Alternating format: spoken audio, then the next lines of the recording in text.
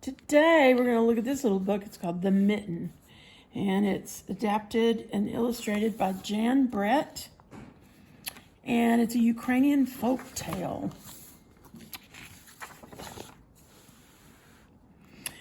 Once there was a boy named Nicki who wanted his new mittens made from wool as white as snow.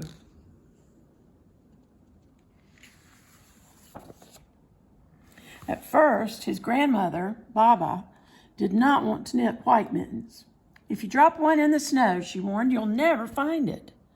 But Nicki wanted snow white mittens, and finally, Baba made them.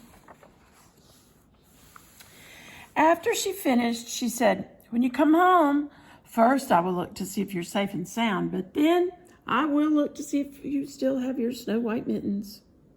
So off Nicki went, and it wasn't long until one of his new mittens dropped in the snow and was left behind.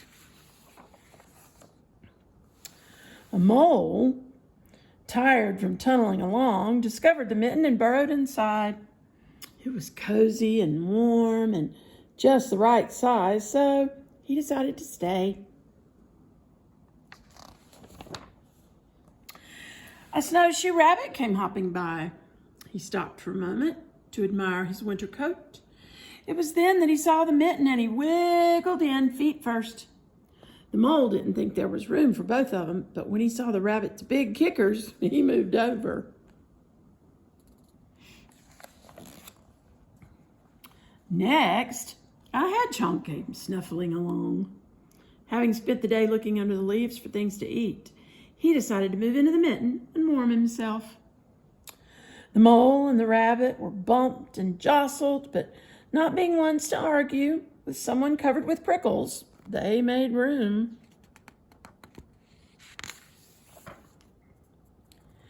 As soon as the hedgehog disappeared into the mitten, a big owl, attracted by the commotion, swooped down. When he decided to move in also, the mole, the rabbit, and the hedgehog grumbled. But when they saw the owl's glinty talons, they quickly let him in. Up through the snow appeared a badger. He eyed the mitten and began to climb in. The mole, the rabbit, the hedgehog, and the owl were not pleased. There was no room left. But when they saw his diggers, they gave him the thumb up. It started snowing, but the animals were snug in the mitten. A waft of warm steam rose in the air, and a fox trotted by, stopped to investigate. Just the sight of the cozy mitten made him feel drowsy. The fox poked his muzzle in, and when the mole, the rabbit, the hedgehog, the owl, and the badger saw his shiny teeth, they gave the fox lots of room. A great bear lumbered by. He spied the mitten, all plumped up. Not being one to be left out in the cold, he began to nose his way in.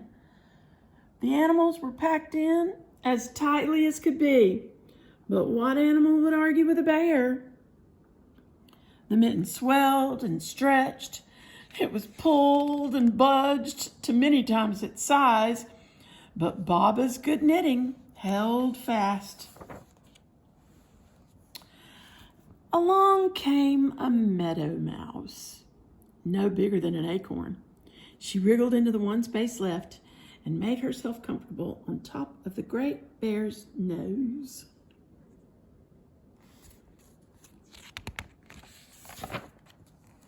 The bear, tickled by the mouse's whiskers, gave an enormous sneeze.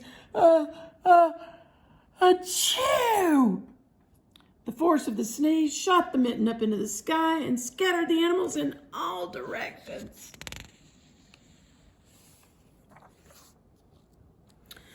On his way home, Nicki saw a white shape in the distance.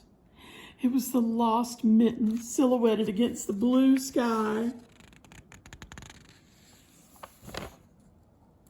As he ran to catch his snow white mitten, he saw Baba's face in the window.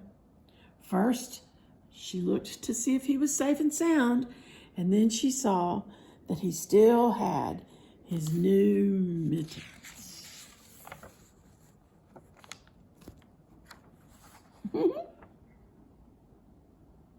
This is a good one.